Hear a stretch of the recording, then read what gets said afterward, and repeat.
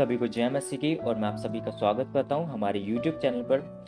आज का टॉपिक मैं शेयर करने जा रहा हूं। टॉपिक का नाम है how to prosper in spirit, यानी आत्मा में कैसे बढ़े, कैसे हम आत्मा में उन्नति कर सकते हैं। तो आइए जानते हैं कि बाइबल कैसे बताता है आत्मा में बढ़ने के लिए बिब्लिकल वे हमारा क्या है। तो मैं पहला वचन पढ़ना चाहूँगा। यूहन्ना अध्याय 1 का वचन 1 में लिखा है, आदि में वचन था और वचन परमेश्वर के साथ था और वचन परमेश्वर था। ये वचन मैं इसलिए कोट कर रहा हूँ क्योंकि मैं चाहता हूँ कि आप इस शब्द वचन पर फोकस करें। हमने क्या जाना कि वचन क्या है? वचन परमेश्वर है। नेक्स्ट वर्स में रीड करूंगा, यूहन्ना अध्याय 1 वचन 14। यहाँ लिखा है, वचन देहधारी हुआ। इंग्लिश में हम कहेंगे and the word became flash. तो यहाँ पर फिर से ये बात पक्की हो जाती है, प्रूव हो जाती है कि वचन ही परमेश्वर है और परमेश्वर ही वचन है। हालेलुया। नेक्स्ट वर्स में रीड करना चाहूंगा, भजन संहिता अध्याय 107 वचन 10 और 11 लिखा है, जो अंधियारे और मृत्यु के छाया में बैठे और दुखों में पड़े और बेड़ियों में जकड़े हुए थे, इसलिए कि वे परमेश्वर के वचनों के विरुद्ध चले और परम प्रधान की सम्मति को तुच्छ जाना। तो क्यों वे अंधकार में पड़े हुए थे? क्योंकि वे परमेश्वर के वचनों के विरुद्ध चले। जबकि पवित्र शास्त्र बताता है यूहन्ना अध्याय 8 वचन 12 में कि यीशु मसीह जगत की ज्योति है और जो उसके पीछे बोलेगा वह अंधकार में न चलेगा। मेरे भाइयों, मेरी बहनों, हर एक जो यीशु के पीछे यानी वचन पर नहीं चलता वह अंधकार में है, वह मृत्यु की छाया में बैठा हुआ है, दुखों में पड़ा हुआ है, बेड़ियों में जकड़ा हुआ है। आगे मैं नेक्स्ट वर्स रीड करूंगा। मैं पढ़ना चाहूंगा भजन संहिता अध्याय 107 वचन 19 और 20। उसमें लिखा है, तब वे संकट में यहोवा की दुहाई देते हैं और वह सकेती से उनका उद्धार करता है। वह अपने वचन के द्वारा उनको चंगा करता है और जिस गड्ढे में वे पड़े हैं उससे निकालता है। हालेलुया। लेकिन आज हम बात कर रहे हैं हमारी आत्मिक चंगाई की, ना कि हम शारीरिक चंगाई के विषय में बात कर रहे हैं कि हमारी आत्मिक उन्नति कैसे हो, कि हम आत्मा में कैसे बढ़े, how to prosper in spirit. तो इसका जवाब हमें मिलता है भजन संहिता अध्याय 1 वचन 2 और 3। लिखा हुआ है, परंतु वह तो यहोवा की व्यवस्था से प्रसन्न रहता, यानी उसके वचनों से प्रसन्न रहता और उसकी व्यवस्था पर रात दिन ध्यान करता है। और वह उस वृक्ष के समान है जो बहती नालियों के किनारे लगाया गया है और अपनी ऋतु में यानी सीजन में फलता है और जिसके पत्ते कभी मुरझाते नहीं। इसलिए जो कुछ वह पुरुष करे वह सफल होता है। इंग्लिश में हम रीड करेंगे, ऐसे लिखा हुआ है, He is like a tree planted by streams of water that produces its fruit in its season and its leaves do not wither and whatever he does will prosper।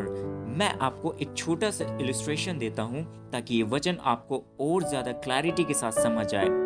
एक पेड़ है जो नदी के किनारे लगा हुआ है, जिसको 24/7 यानी 24 घंटे उसको पानी मिलता रहता है और उसको पानी की कोई कमी घटी ना होने के कारण वह अपने सीजन में फल लेकर आता है और उसके पत्ते, उसकी ब्रांचेस, उसका ट्रंक, उसका रूट यानी जड़ मजबूत रहता है।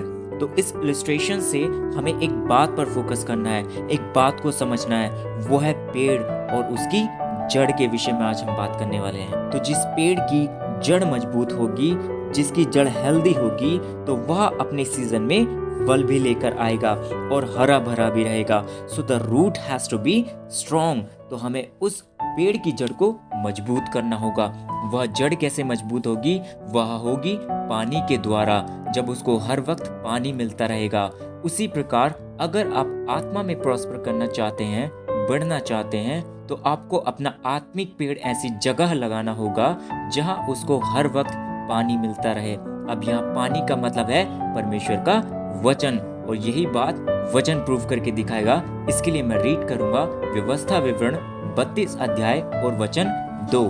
लिखा हुआ है, मेरा उपदेश यानी वचन मेघ के समान बरसेगा यानी बारिश के समान बरसेगा और मेरी बातें ओस के समान टपकेंगी। इंग्लिश में इस प्रकार लिखा हुआ है, My teachings shall fall like rain, my speech shall distill like dew। तो यहाँ पेड़ है हमारा शरीर और जड़ है हमारा आत्मा और पानी है परमेश्वर का वचन। जिस प्रकार से एक फसल को अगर पानी ना मिले तो वह सूख कर मर जाती है, वैसे ही अगर हमारी आत्मा को वचन नहीं मिलता तो वह सूख जाती है और हमारे जीवन में फिर प्रवेश करता है एक डाउनफॉल, हमारे आत्मिक जीवन में भी और हमारे सांसारिक जीवन में भी।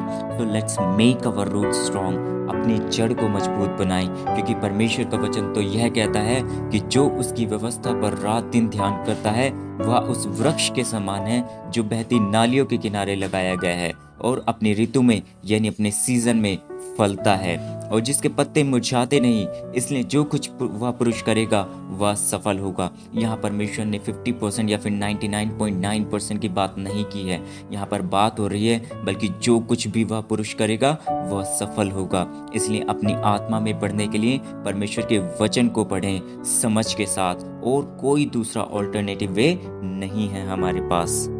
नहीं, पास्टर्स या मैन ऑफ गॉड से ले हैंड क्यों ना करवा लें, लेकिन अंत में उस मैन ऑफ गॉड की ब्लेसिंग को, उसकी अनॉइंटिंग को बनाए रखना आपके ही हाथ में होगा और वह पॉसिबल होगा अगर आप वर्ड ऑफ गॉड से जुड़े रहें। So we should be hungry and thirsty for the word of God. और नेक्स्ट वर्स में रीड करूंगा इब्रानियों अध्याय 4 वचन 12 से। लिखा है, परमेश्वर का वचन जीवित और प्रबल है। The word of God is alive and active। तो अगर परमेश्वर का वचन alive और active है तो ये जान लीजिए कि it has the power to transform your life, क्योंकि परमेश्वर का वचन जीवित और प्रबल है। तो भले ही आप भजन संहिता अध्याय 107 वचन 10 के साथ ही क्यों न संघर्ष कर रहे हो, आप अपने आत्मिक जीवन में ही क्यों न संघर्ष कर रहे हो, लेकिन परमेश्वर का वचन आपके जीवन को बदलने की ताकत रखता है। So if you want to prosper in spirit you will also have to prosper in the word of God. तो आप परमेश्वर के वचन में बढ़िए और परमेश्वर का वचन आपको बढ़ाएगा। तो मैं एक आखिरी वचन पढ़कर अपने मैसेज को समाप्त करता हूँ। मैं पढ़ूंगा यशायाह अध्याय 55 वचन 1। यहाँ लिखा है, ओ सब प्यासे लोगों पानी के पास आओ, और जिनके पास रुपया ना हो तुम भी आकर मोल लो और खाओ। दाख मधु और दूध बिन रुपये और बिना दाम के ही आकर ले लो। आमीन। जीवित परमेश्वर आज के वचन के द्वारा आपके जीवन को बदले और आप आत्मिक उन्नति करें। आमीन। सभी को जय मसीह की।